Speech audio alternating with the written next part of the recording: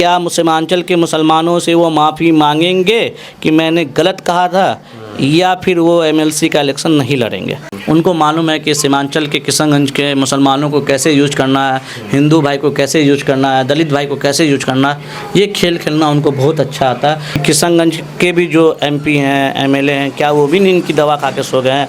तो हमारे अवाम का जान से खिलवाड़ किया जा रहा है। उनको जब एडमिट किया गया, वहाँ डॉक्टर मौजूद नहीं थे और हमारी बहन का इंतकाल हो जाता है, क्या वो इंसान नहीं है? उनके दिल में दर्द नहीं होता है? पता है 40% अवाम ऐसा है कि अगर हमारे विधायक उनके सामने खड़ा हो जाएंगे तो लोग नहीं बता पाएंगे कि ये हमारे विधायक सऊद साहब है। अच्छा, 40% लोग नहीं पता पाएंगे कि ये विधायक जी, उनका शक्ल भी नहीं देखा होगा तब। नहीं पहचानते ही नहीं है। वो तो मौलाना साहब के नाम पे उनको वोट मिल गया। शायद मुझे लगता है कि जायसवाल जी का अब उम्र भी हो गया है, वो भूल गए हैं कि किशनगंज और सीमांचल, पूर्णिया, कटिहार से ही वो जो एमएलसी बनते आ रहे हैं और आज भी एमएलसी हैं। शायद मुझे लगता है कि 100 में 80 उनको मुस्लिम हमारे समाज के लोग ही उनको वोट देते हैं। अब की बार बिहार में जनता की सुंदर राज, जन स्वराज का आगाज हो चुका है और वो मैं आज आपके माध्यम से दावा ठोक के करता हूं कि मैं और हमारा जन स्वराज की पार्टी अकेले बिहार में सरकार बनाने जा रही है। यहां तक कि 2 अक्टूबर को जब पार्टी का घोषणा हुआ था तो पटना 3 घंटा के लिए चक्का जाम हो गया था। स्वागत है आपका दोस्तों केडीवी लाइव में। मैं हूं फिरदौस गनी। अभी मैं इस वक्त मौजूद हूं तुलसिया में, दिगल बैंक प्रखंड में पड़ता है और विधानसभा ठाकुरगंज में। मेरे साथ मौजूद हैं जनसुराज के कद्दावर नेता तौकीर अहमद साहब, जो कि संभावित विधानसभा प्रत्याशी भी हैं और इसको लेकर के ये पार्टी के प्रति समर्पित होकर के जम करके जीतों और मेहनत कर रहे हैं और हो सकता है कि इनको टिकट भी मिले आने वाले समय में। और इन चुनाव के मुद्दे पर, 2025 विधानसभा चुनाव के मुद्दे पर हम इनसे बात करना चाहेंगे क्योंकि चुनाव करीब है और लगभग सभी पार्टियां तैयारी में जुट गए हैं। तो सबसे पहले तौकीर अहमद साहब, आपका बहुत बहुत स्वागत है केडीवी लाइव। आपका भी स्वागत कि आपने अपना कीमती वक्त को किशनगंज से निकाल कर आज आप मेरे बुलाने पे तुलसिया आए हैं और दिगल बैंक प्रखंड में आप आए हैं। आपका शुक्रिया अदा करते हैं और आपको ये भी पूछना चाहते हैं कि आप जब बहादुरगंज से दिगल बैंक रोड में आए होंगे तो आपको बहुत आनंद आया होगा। एकदम आप SH 99 हाईवे पे आए होंगे। आप मैं आपके जुबानी सुनना चाहता हूँ कि तुलसिया आने में आपको कितना मज़ा आया, पहले आप इस बारे में हमें बताएं। हमारे मौजूदा सरकार ने क्या काम किया है, आप उससे कितने खुश हैं? थोड़ा सा बस 1 सेकंड आपका लेना चाहता हूँ। नहीं, मैं मज़ा तो खैर कतई नहीं, बिल्कुल भी, क्योंकि जो रास्ता है कई जगह पर रुकना भी पड़ा जब उधर से गाड़ी आ रही होती है और कई जगह पर तो हम तो क्या बताएंगे, मतलब कि बहुत ज़्यादा तकलीफ़ हुई है आने में, क्योंकि काम चल रहा है तो ऑब्वियसली बात है कि दिक्कत होगा ही। खैर, अब हम आपसे जानना चाहेंगे कि जो रोड बन रही है इसका क्रेडिट आप किसको देना चाहेंगे? रोड बन रही है इसका क्रेडिट तो हम सीधे तौर पे गडकरी साहब को देना चाहते हैं। अच्छा, हाँ, क्योंकि ये उन्हीं का देन है कि पूरे इंडिया में उन्होंने रोड का जाल बिछा दिया है। बहुत अच्छा काम किए हैं। उनके जैसा नेता अगर 10 भी हमारे पूरे हिंदुस्तान में हो जाए, चाहे वो किसी पार्टी से हो, काम करने के लिए चाहिए, क्योंकि हम सब लोग, एक इंडिया है, उसमें एक नाव है, नाव पे हम सभी लोग सवार हैं, चाहे उसमें हिंदू हो, मुस्लिम हो, सिख हो, ईसाई हो, क्रिश्चियन हो।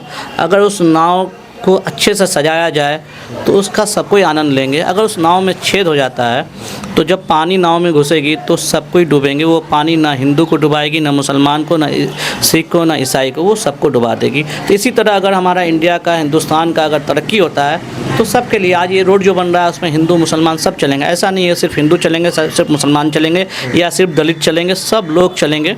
और आपको एक बात बताइए, कितनी तकलीफ़ की बात है कि ये रोड जब से आज़ाद हुआ है अभी तक नहीं बना। अब गडकरी साहब का ये देन है कि बन रहा है। और आपको बता दें कि इस रोड से जो आप आए हैं, आपको क्या लगता है कि किसी माँ बहन की अगर डिलीवरी हो और क्या वो सही सलामत तक किशनगंज हॉस्पिटल पहुंच जाएंगे इस रोड में? नहीं, बिल्कुल आपने सही बात कहा है, क्योंकि काफ़ी ज़्यादा ओवर खाबर है। अगर आप 4 व्हीलर से भी चलेंगे तो आपको अपने सीट पर मतलब कि बैठे रहना मुश्किल हो जाएगा। ऊपर नीचे जरूर आप करते हुए जाएंगे, जो आपकी जो अतरी है पेट की वो भी आपका हिल जाएगा कहा जाए तो हम आपसे ये जानना चाहेंगे कि ये जो रोड बन रही है और जो नहीं बना है, अब नहीं बना था अब तक, किसकी कमी की वजह से? ये मुझे आपको बताने की शायद की ज़रूरत नहीं पड़े। 20 साल अभी हमारे मौजूदा सरकार की, नीतीश कुमार की चल रही है और 15 साल लालू जी की सरकार थी। 35 साल से ये रोड नहीं बना, लेकिन जब इलेक्शन होता है तो सबसे ज़्यादा उन लोगों को सीमांचल के मुसलमान ही याद आते हैं। लेकिन यहाँ के माँ बहन बेटी बुजुर्गों और युवाओं पे क्या कठिनाइयाँ हैं वो उनको नज़र नहीं आता है। सिर्फ यहाँ के मुसलमानों को किरासन का तेल बनाया गया, इसके अलावा और कुछ नहीं बनाया गया। 20 साल से नीतीश कुमार मुख्यमंत्री हैं बिहार के, तो क्या देख रहे हैं आपकी मतलब किशनगंज, क्योंकि आप वही बिहार किशनगंज भी है बिहार में, वही नालंदा है बिहार में ही है, लेकिन आप दोनों ज़िलों में देखेंगे तो आसमान ज़मीन का आपको फ़र्क दिखेगा। नालंदा में जिस तरह से विकास किया गया, जिस तरह से वहाँ पर विकास का काम किया गया है, इंफ्रास्ट्रक्चर हो या फिर एडवेंचर हो, हर चीज़ से वहाँ पर सुविधा दी गई है कि अगर मान के चले किशनगंज के लोगों को अगर घूमने भी जाना हो तो वो नालंदा जाएंगे, यहाँ से पैसे खर्च करके नालंदा को पैसे दे करके आएंगे। किशनगंज के लिए क्या किया है? इसका जिम्मेदार किशनगंज के पब्लिक खुद है, इसमें पार्टी की कोई गलती नहीं है, क्योंकि जब इलेक्शन आता है तो हम लोग ही बढ़ जाते हैं। जिनका फ़ायदा बखूबी वो निभा रहे हैं और यूज कर रहे हैं, वो जानते हैं सीमांचल के लोगों को कैसे बेवकूफ़ बनाना है। अभी देखिए जैसे इलेक्शन आने वाला, आप देखिए आप मस्जिद में आप देखना चालू हो गया, घुस के जय सिया राम का नारा लगना चालू हो गया है, और मारा पीट का दंगा का आप देखेंगे चालू हो गया है। हमारे अभी माननीय दिलीप जायसवाल जी प्रदेश अध्यक्ष बीजेपी के, उनका भी नाराबाजी जो भी है नारा चालू हो गया है कि मुसलमानों को हज से जाने के लिए आप रोक सकते हैं क्या। तो जानते हैं कि जैसे मुगल के बारे में बोले हैं कि मुगल से, अब रेलवे स्टेशन का नाम मुगल सराय नहीं बल्कि पंडित दीनदयाल है, तो इसका क्या मायने? मतलब शायद मुझे लगता है कि जायसवाल जी का अब उम्र भी हो गया है, वो भूल गए हैं कि किशनगंज और सीमांचल पूर्णिया कटिहार से ही वो जो एमएलसी बनते आ रहे हैं और आज भी एमएलसी हैं। शायद मुझे लगता है कि 100 में 80 उनको मुस्लिम हमारे समाज के लोग ही उनको वोट देते हैं, और वो हमेशा गंगा जमुना तहजीब की बात करते थे। वो हमेशा ये बोलते थे कि मैं मोहब्बत की बात करता हूँ, नफ़रत की बात नहीं करता हूँ। लेकिन आज जैसे वो बीजेपी के प्रदेश अध्यक्ष बन गए, उनको लगता है कि आने वाला 2025 में शायद के बीजेपी का सरकार बनेगा, वो मुख्यमंत्री बनेंगे, इसलिए नफ़रत की भाषा उनके यहाँ से चालू हो गई है। और मैं भी जैसे वो सोच रहे हैं कि मैं मुख्यमंत्री बन सकता हूँ, वैसे मैं भी उनको आगे बढ़ के बधाई देता हूँ मुख्यमंत्री के लिए। लेकिन अगर मुख्यमंत्री नहीं बने, बीजेपी की सरकार नहीं बनी, जन स्वराज उनको अर्थ से फर्श पे लेते आई, तो क्या वो फिर सीमांचल में एमएलसी का इलेक्शन लड़ने के लिए आएंगे? क्या सीमांचल के मुसलमानों से वो माफ़ी मांगेंगे कि मैंने गलत कहा था, या फिर वो एमएलसी का इलेक्शन नहीं लड़ेंगे? ये बहुत बड़ा सवाल है।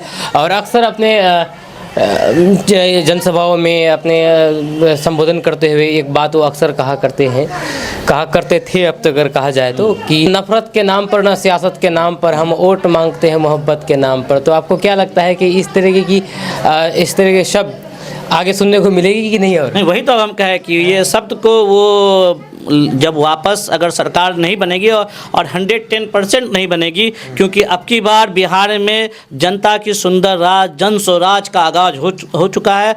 और वो मैं आज आपके माध्यम से दावा ठोक के करता हूं कि मैं और हमारा जन स्वराज की पार्टी अकेले बिहार में सरकार बनाने जा रही है। आपको मालूम होना चाहिए कि आज से 3 महीना पहले नवंबर में जो इलेक्शन हुआ था, उसमें बीजेपी और जदयू ने मिल के लड़ा तो 11% वोट लाए थे, 11.5%। वहीं कांग्रेस और आरजेडी ने मिल के लड़ा तो 5% वोट लाए। वही जन स्वराज अकेले 4 सीटों पे लड़ी तो 10% वोट लाई।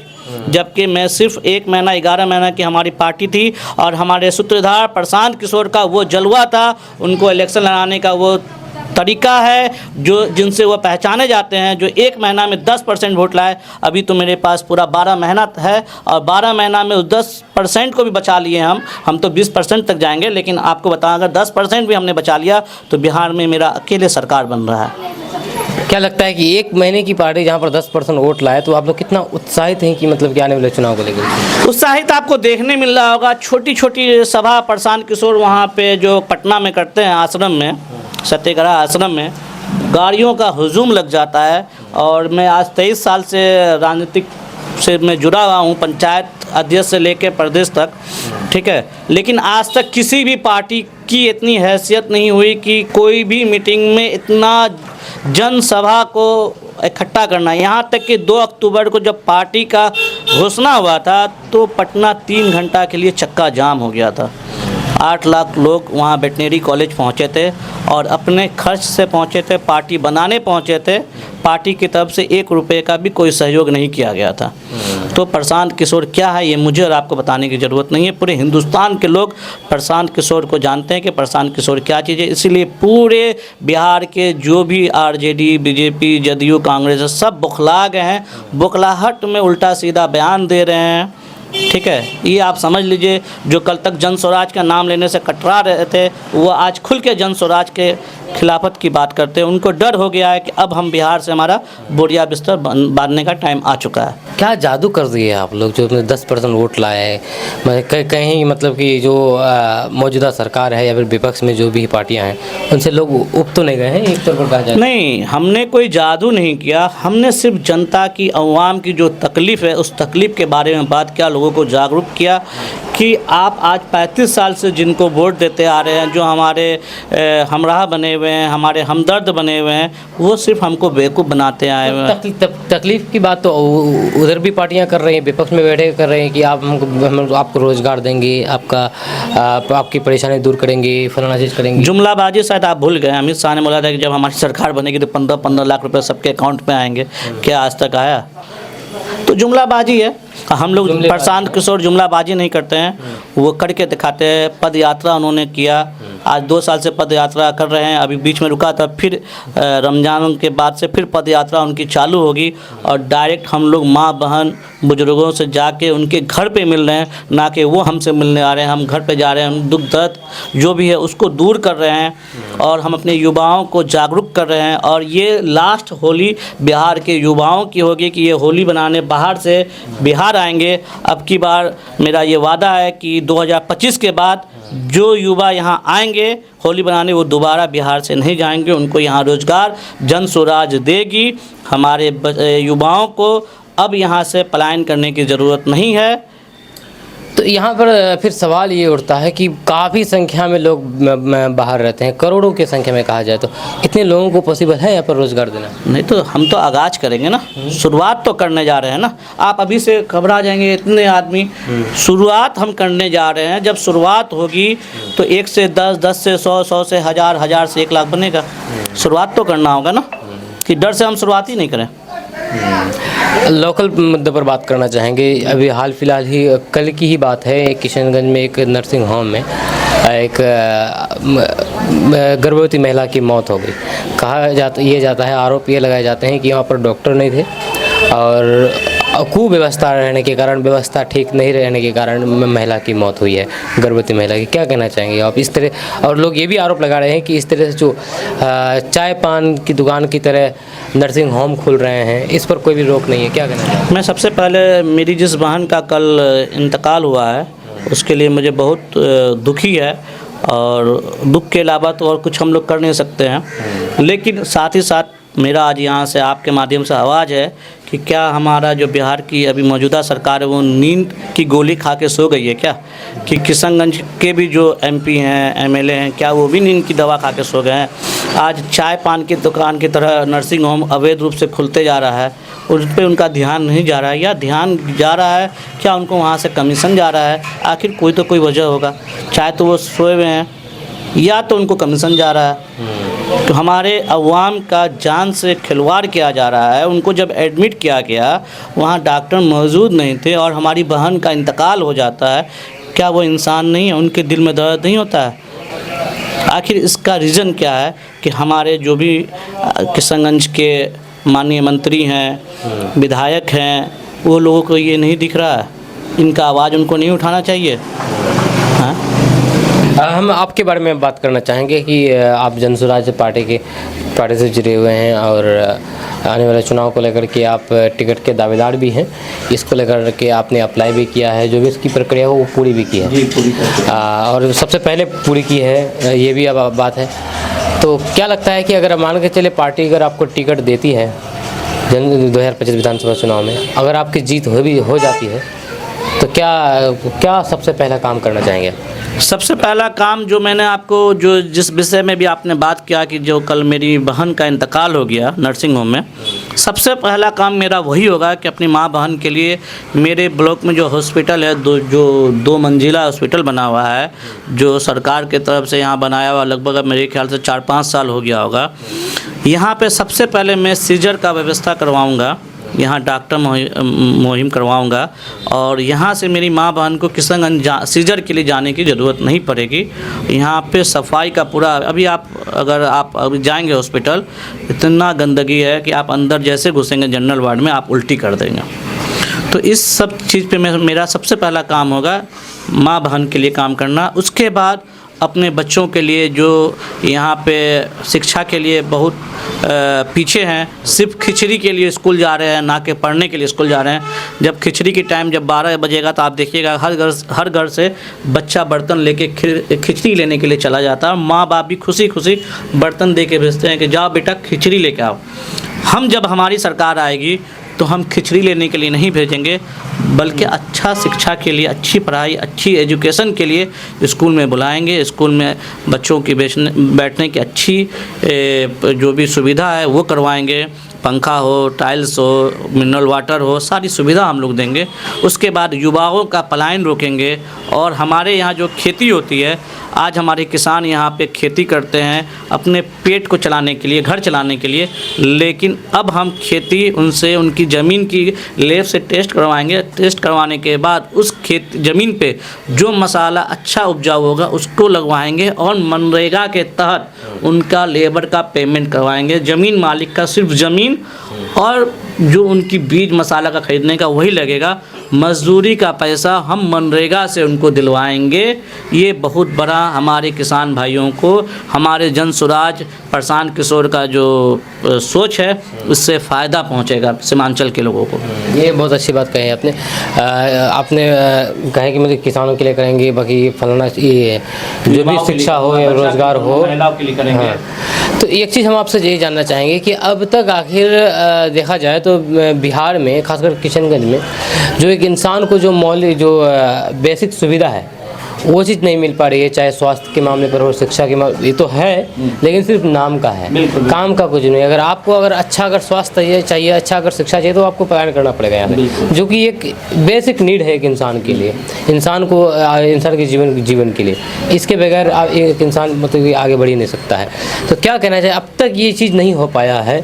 चाहे अगर आप अपने किशनगंज में देख लीजिए, किशनगंज जगह यूनिवर्सिटी भी नहीं है। अगर यूनिवर्सिटी में अगर आपको दाखिला लेना है तो अन्य यूनिवर्सिटी जाना पड़ेगा, अलग दूसरी जगह जाना पड़ेगा। वहीं पर नालंदा में देखेंगे तो यूनिवर्सिटी है, हर चीज़ की व्यवस्था है। तो किशनगंज को इस तरह से नज़रअंदाज किया जाना है, कहाँ तक? मैं बताऊँ, इसका जिम्मेदार हम खुद हैं। जब इलेक्शन आता है तो हम बढ़ जाते हैं और हमें बहुत अच्छे तरह से यूज किया जाता है। उनको मालूम है कि सीमांचल के किशनगंज के मुसलमानों को कैसे यूज करना है, हिंदू भाई को कैसे यूज करना है, दलित भाई को कैसे यूज करना है। ये खेल खेलना उनको बहुत अच्छा आता है, क्योंकि हम उसी आधार पे, हम भी जब से होश संभाले हैं, हम भी उनके जैसे कहा जाता है ना, जब कोई खिलौना खेल, मतलब आप देखे होंगे बचपन में खगड़ा मेला में या कहीं भी एक ड्रामा लगता है, एक आदमी बैठा हुआ होता है जो गुड़िया का डांस दिखाता है, धागा उनके हाथ में रहता है। उसी तरह किशनगंज के अवाम को, उनको किस तरह किधर ले जाना है, किस मुद्दे में बहकाना है, वो कभी मतलब विकास के लिए हम लोग वोट ही नहीं किए। हम लोग आज तक डर के वोट किए। जो भी वोट होता है कि जाति धर्म के नाम पर, हाँ, डर के वोट होता है कि कहीं बीजेपी नहीं जीत जाए, हमारे हिंदू भाई सोचते हैं कहीं आरजेडी नहीं जीत जाए। सिर्फ डर की वोट होती है, विकास का वोट नहीं होता हमारे यहाँ। लेकिन अब जन स्वराज आई है जो सबके साथ विकास की बात करती है। जात पात से उठ के हम लोग विकास के मुद्दे पे बात कर रहे हैं। हम लोग जात पात के नाम पे वोट नहीं मांगने आए हैं, हम लोग विकास के नाम पे वोट मांगने आए हैं। ठाकुरगंज के मौजूदा विधायक 2020 विधानसभा चुनाव में मतलब कौन सा ऐसा वादा किया था जो अब तक पूरा नहीं किया है, उनको अगर आप बताना चाहें तो? नहीं, उनका वादा तो हमको नहीं लगता उन्होंने किया था। सिर्फ उनके वालिद साहब जो मौलाना साहब थे, उनको इज्जत करते हुए हम लोगों ने उनको वोट किया। यहाँ तक कि लगभग 40% अवाम ऐसे होंगे जो सऊद साहब का चेहरा भी नहीं पहचानते होंगे कि ये हमारे विधायक हैं। उनके वालिद साहब के नाम पे हम लोगों ने वोट किया, अवामों ने वोट किया कि अच्छे लोग हैं। लेकिन उनको फ्री में सियासत मिल गई, जो उनको वो सियासत मिलने के बाद जो जनता के ऊपर, अवाम के ऊपर जो उनका ये एक तरह से कहिए कि क्या कहा जाता है, अगर कोई चीज़ आपको मिल जाता है तो आप कदर नहीं है, और हमारा अहमियत उन्होंने नहीं किया। हमारा जो चीज़ मिलना चाहिए, जिस चीज़ की उनको आवाज़ उठानी चाहिए किशनगंज के लोगों के लिए, उस चीज़ का वो आवाज़ भी नहीं उठा रहे हैं। सिर्फ वो विधायक बन गए हैं, पटना जाते हैं, घर आते हैं, पटना जाते हैं, घर आते हैं, अवामों से भी नहीं मिलते हैं। आपको बता रहे 40% अवाम ऐसे हैं कि अगर हमारे विधायक उनके सामने खड़ा हो जाएंगे तो लोग नहीं बता पाएंगे कि ये हमारे विधायक सऊद साहब हैं।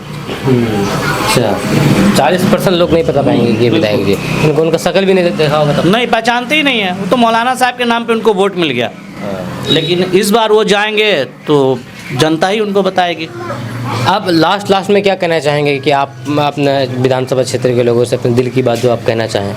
मेरा विधानसभा के लोगों से एक ही बात कहना है, खास करके ठाकुरगंज के प्रखंड के लोगों से, कि आज तक आपने अपने प्रखंड, अपने रोड के लोहागड़ा ठाकुरगंज रोड से विधायक बनाया है, और जब से ठाकुरगंज और दिघल बैंक विधानसभा बनाया है, आज तक आपने बहादुरगंज से दिघल बैंक रोड से कोई विधायक हमारा नहीं बनाया। इसलिए ठाकुरगंज वाले भाइयों से भी गुजारिश है कि इस बार हमारे इस रोड से दिघल बैंक के पश्चिम साइड के जितने हैं, हम लोगों का भी एक बार सहयोग करें, और हम लोग भी अपने अवाम के लिए काम करना चाहते हैं, हम भी काम करना चाहते हैं।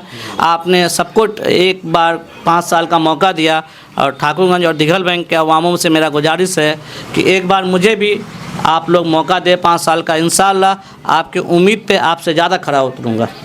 चलिए, आपका बहुत बहुत शुक्रिया तौकीर अहमद साहब, जो कि जनसुराज से जुड़े हुए हैं, तौकीर अहमद साहब, और इनसे हम विभिन्न मुद्दों पर बात कर रहे थे। आपका इसके बारे में क्या कहना है, आप नीचे कमेंट बॉक्स में कमेंट करके ज़रूर बताइएगा। हम दोनों के बीच में जो भी बातें हुई है। अब मिलते हैं नेक्स्ट वीडियो के साथ। जय हिंद, जय भारत।